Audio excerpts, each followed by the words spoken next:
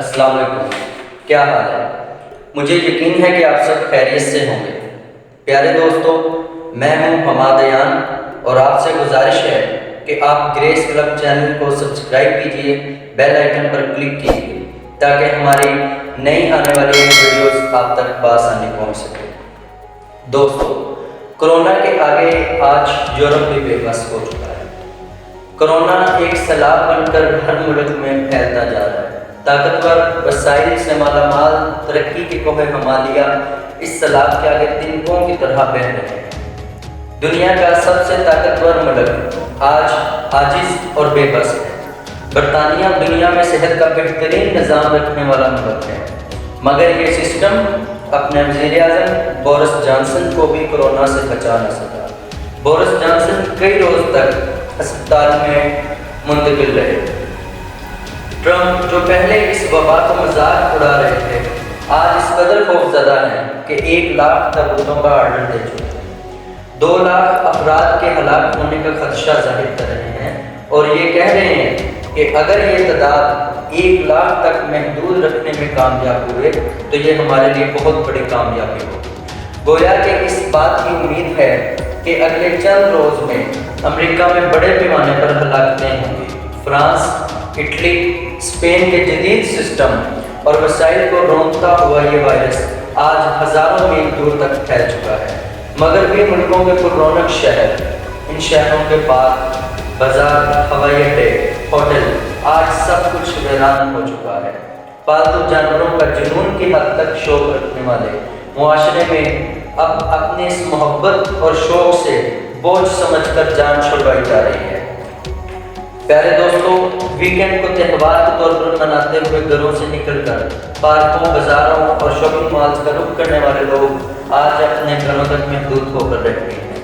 مغرب کی فضائیں جس آواز سے قطعی ناآشنا تھیں، اب بہت سے شہروں اور پبلک مقامات پر فضائیں اور عوام کی سماعت اذانوں کی آوازوں سے آشنا ہو رہی ہے۔ لوگ اپنے گھروں میں قید ہو کر رہتے ہیں۔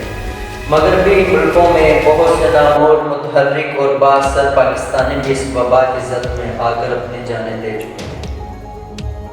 ان میں کاروباری لوگ بھی شامل ہیں، منتخب ایوانوں کے نمائندے بھی شامل ہیں اور ٹیکسی چلا کر اپنی گزر اوقات کرنے والے محنت کش بھی شامل ہیں اور گھریلو خواتین بھی۔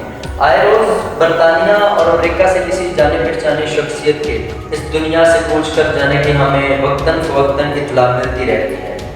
برطانیہ کے اخبار ڈیلی میل نے پاکستان کے 33 سالہ نوجوان کی دلسوز داستان لکھی ہے جو اپنی والدہ اور بہن کے ساتھ لندن میں رہ رہا تھا اور ٹیکسی چلا کر زندگی کی گاڑی کو دھکا دے رہا تھا۔ ایوب اختر نامی نوجوان جو بہت ہی خوبصورت، صحت مند اور مستقبل کے خوابوں کی تعبیر کے لیے پرعزم تھا۔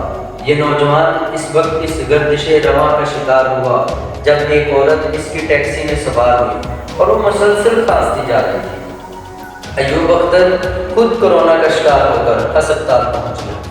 گھر والوں کو بستر مرگ سے اس کے پیغامات کچھ یوں ملتے رہے: میں شدید تکلیف میں ہوں، میرے لیے دعا کیجیے۔ ایوب کے گھر والے موبائل پر اس کی کھانسی کو یاد کر کے آپ دیدہ ہو رہے ہیں۔ ظاہر ہے کہ اہل خانہ ہی اس دکھ کے سوا کوئی اور نہیں سمجھ سکتا اور اسے لفظوں میں بیان نہیں کیا جا سکتا۔ ایوب اختر خوبصورت قد و قامت والا انسان جو کہ ایک ہفتے میں اس وائرس نے اسے تباہ کر کے رکھ دیا۔ ایوب اختر کے اہل خانہ نے ڈیلی میل کو بتایا کہ وہ گھر کی توسیع اور شادی کے لیے سخت محنت کر رہا تھا۔ نہ جانے اس جیسی کتنی ہزاروں کہانیاں آج برطانیہ میں کہیں گم ہو کر رہتی ہیں۔ وزیر اعظم عمران خان نے بھی گزشتہ روز خدا کا واسطہ دے کر اپنے اہل وطن کو احتیاط کرنے کو کہا تھا۔ حقیقت یہ ہے کہ جب تک اس وبا کی دوا تیار نہیں ہوتی، اس وقت خوف اور خطرے کی تلواریں ہمارے سروں پر لٹکتی رہیں گی۔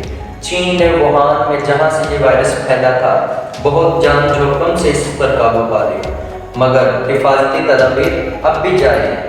ماسک کا استعمال، ملاقاتوں سے پرہیز آج بھی جاری ہے۔ ظاہر ہے کہ اس بات کی کوئی ضمانت نہیں کہ یہ وبا پھر کب سر اٹھا دے۔ دنیا بھر کے سائنسدان اپنی اپنی لیبارٹریوں میں صرف جوڑ کر بیٹھے ہیں، مگر تاحال کامیابی کے کوئی آثار نہیں۔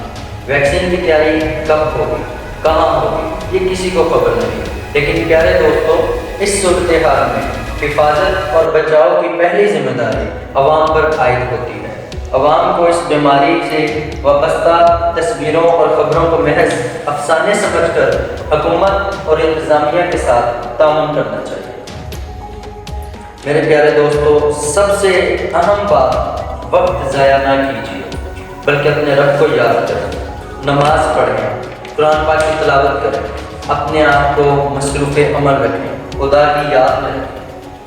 پیارے دوستو، اگر ویڈیو پسند آئی تو ہمارے اس چینل گریس کلب چینل کو ضرور سبسکرائب کیجیے اور بیل آئیکن پر کلک کیجیے۔ اجازت دیجیے، آپ کا دوست حماد بیان، اللہ کی حفاظت۔